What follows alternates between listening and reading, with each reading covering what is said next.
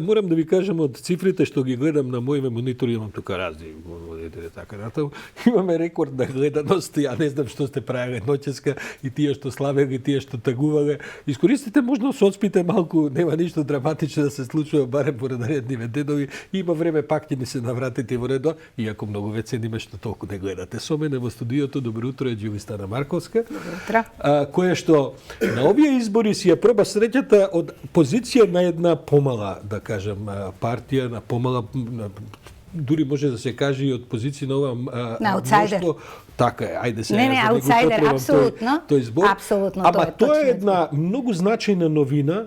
Добро, ние ќе разговараме и за ова Ѓувистана што самата ми го кажа, седнувајќи, отидовме на локални избори, се проверивме со политичка криза. Така е. Но прво да прашам какво е искуството да се трча од една андердог, од една аутсайдерска позиција на вака, како да кажем, тензични избори по концентрацијата на политичката важност низ какви што поминав. Па видите, секој нов почеток почнува со мали чекори. Совршено бев свесна дека тоа е аутсайдерско трчање во кој што големите партии ќе го имаат главниот мотив, бидејќи тоа беше игра на уништување, или ти или јас, како што впрочем и се покажа. Првиот круг многу културно, вториот круг до колење, ако ребели имавме фер, мирни, тоа е една обланда. Од озгодора точно партиите си знаат во кои средини имаше и подкуп, имаше и заплашување, имаше и ангажирање на партиските тела од двете страни, со тоа што морам да кажам, поактивирана беше опозицијата, бидејќи сега му е мајката. А и некако изгледа и повеќе средства има за овие избори. За тоа ќе зборувам исто така.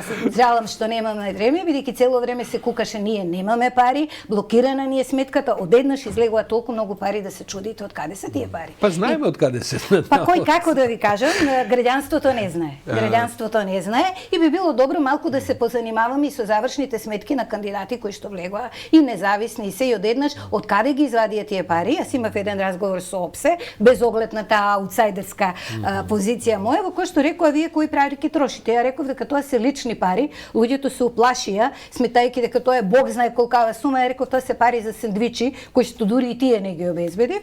Совршено тргнав без кампања да видам како се освојуваат избори. Ѓувистана без сендвичи се тргнал кампања, па ми се без сендвичи, со почестување со кафиња, евентуално на некои десетина луѓе, и она што морам да го кажам е дека долго време малите партии не оделе на избори, оделе како шлепувачи, да кажам, и дека е време да си ги обноват местните комитети, своите организацијски одбори, ако навистина сакаат да постигнат добри резултати, а сега е шансата, бидејќи не се случило во историјата на овие 30 години барем, во два клучни моменти, тоа е кога се изгуби првиот круг, да бидат спомнети од актуелниот премиер, и во вториот момент исто така да бидат спомнети со партиски имиња, ЛДП Дом. Тоа е коалицијата одлучно за Македонија. Од страна Мицковски, пошто испрати порака дека вратата е отворена, не? Да, се разбира, меѓутоа имаше порака и од премиерот, после првиот круг, дека тоа се истите луѓе и така. Ќе остане ли тој тренд на зголемување на значајноста на независни кандидати и мали партии? Или повторно ќе се вратат овие диносаурусиве од партиски Па искрено да ви кажем, јас не се жртвував, бидејќи не се чувствувам како жртва, апсолутно моето име е тоа, била во мала, била во голема партија, комплетно сум релаксирана и од изборни резултати, иако воопшто не беа лоши како за човек кој не водеше кампања и не частеше ни кафиња, да не станува збор за нешто друго. Меѓутоа тој тренд треба да се зачува и во тоа гледам мудроста на актуелните раководства на овие две партии кои сега овој меѓу криза. Ние сме веќе во политичка криза. Ја не се согласувам со тоа дали ќе има и ние од сношти сме во политичка криза. Влеговме во локални избори и се разбудивме со политичка криза. Како ќе успеат да го изменаџираат тој процес, не дали ќе влезат во некое мнозинство. Знаете, мнозинството говорите за малите партии се, како говорам за малите партии. Тука спаѓа и левица. Не заради тоа што дали ќе успеат тие да влезат во некое мнозинство да добијат, што ќе добијат повеќе или помалку ако повторно имаме блокирачки елемент. И мнозинство од 62-63 пратеници не е момент на размислување и не треба да биде ниту на едната, ниту на втората коалиција. Тука зборуваме за менаџирање на изборниот закон во кој што вие добивате можност и тоа да биде еден од условите. Добивате можност Македонија да биде една изборна единица, отворени листи и без страх. Ама сега тоа е невозможно се прави под оваа пресија политичка, оти тоа ќе бара. Не, тоа е барање. Тоа е барање, тоа треба да трае. Разбирам, ама тоа А мислите не за следниве избори, ако Следните избори, па новите избори почнуваат од моментот кога ќе завршат старите. Ако така е, разбирам, меѓутоа се го говорам тоа од аспект на тоа сега тешко ќе биде да се состојат какви било мнозинства, а не па мнозинства кои што ќе се договарат за промена на изборен модел. Тоа обично трае расправа со месеци, ако не се затоа и не години, се можни брзи избори. И пред малку кога Тоа е вашата анализа дека брзи избори не се можни? Видете, во овој момент брзи избори не му одговараат ни на господинот Мицковски, не му одговараат. Тој ги побара вчера што е право. Он ги побара, меѓутоа ја морам да кажам дека овие резултати делува изненадувачки и на едниот и на другиот блок. Дека ќе победи ВМРО ДПМН се знаеше. Само колкава ќе биде разликата. Ваква голема разлика не очекуваше ниту победничката коалиција, ниту поразената. Затоа беа изненадени и утепани едните и другите, условно речено утепани. Мислам, тоа е моето мислење. Победниците малку помалку утепани. Да, малку помалку утепани, меѓутоа размислете сега. Ако вие и направите ново мнозинство, вие веќе немате од другата страна по кого да викате. Вие можете да кажете се задолжија во рамките на уставните можности. 60% да се задолжите предвидува нашиот устав. Може би близко сме до 60%. Имаме енергетска криза, пазете. Енергетската криза е од глобални разлики, не ја направи Македонија, ама ќе ја погоди Македонија. Да. И тоа точно во периодот кога е зима и точно во периодот кога го пренасочивме нашето население да се грее на струја, а таа енергетска криза ќе донеси до економска криза, да не сметаме дека цените ќе останат исти. Јас лично како граѓанин се плашам најмногу од тоа, не се плашам која власт ќе дојде.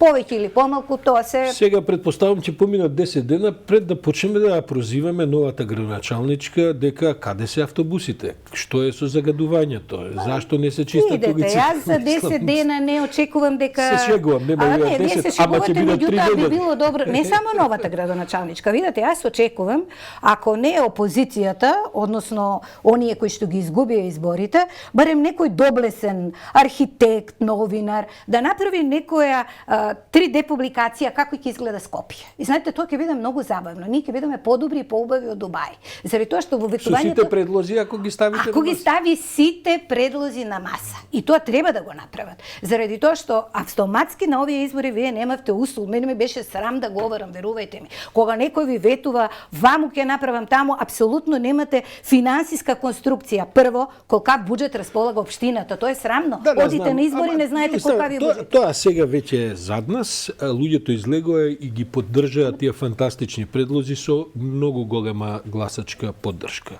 Тоа е сега легитимитет кој веројатно ќе овозможи дури нешто тие ветувања да се заборават. Знаете како е политиката сега? Не, баш така, знаете, ќе заборавите едно ветување, ама не можете да заборавите дека ќе имате бесплатен превоз.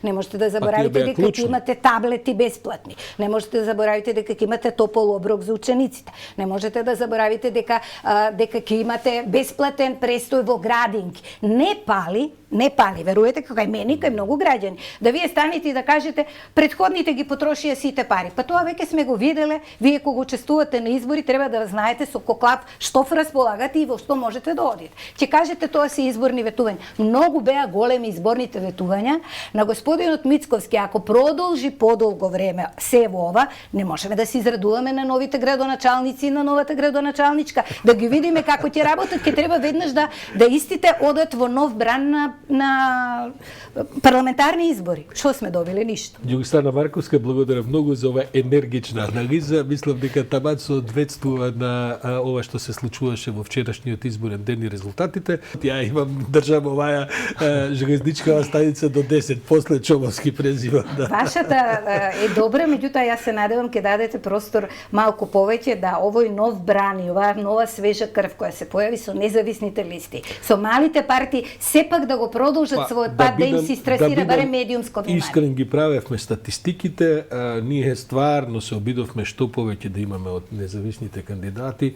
Не беше секогаш лесно, бидејќи тие не секогаш прифаќаат, и второ да имаме жени, а тоа е многу тешко ќе остане. Бидејќи партиите самите не понудија доволно жени, иако еве за Скопје победи жена, што е ако ништо друго е еден одличен тренд кој што мислам дека да се надеваме дека ќе го следат партиите тој тренд, рачунајќи на високиот резултат што го постигна новата градоначалничка на Скопје. Па еве да не се навреди Петре Шлегов, мислам не коментирам за политиките, но барем Скопје ќе има поубав лик во новата градоначалничка. За вкусовите не се.